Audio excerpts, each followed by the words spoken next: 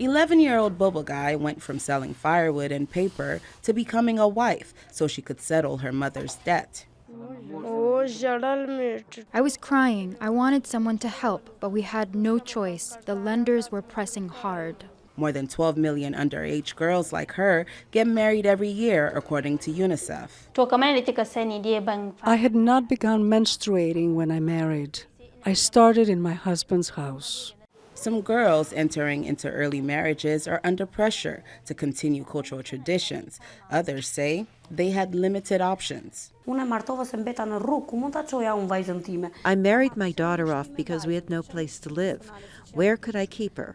If I was in a house with her, if I had my own house like now, of course I would have sent her to school. She would not have needed to marry at 11, 12, or 13. She could have been educated, found a job, or learned a trade. Early marriages happen across societies. In the U.S., most states permit marriage before 18 if the individuals meet certain criteria. However, critics say many of these marriages take place to circumvent statutory rape laws that protect minors. I met him about when I was like 13, 14. So one thing after another, after a few years, we just kind of ended up together.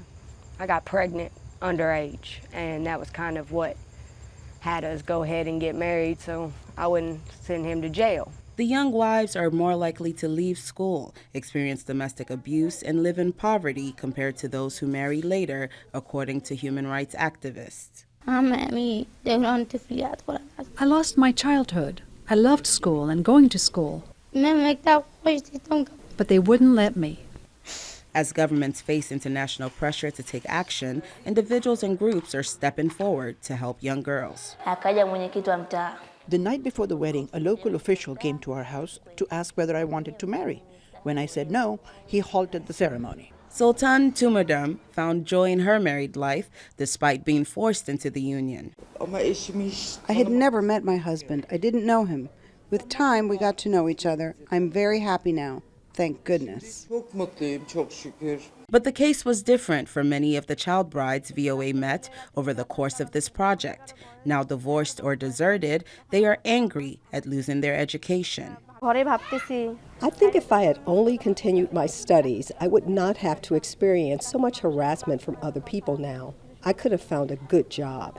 Now mothers themselves, they say they regret their stolen childhoods and add they never want to see their children married young. I am now fighting for my children so they don't end up like me. Someone has to fight for them. The United Nations is trying to eliminate the practice by 2030. Jesusemen Oni, VOA News.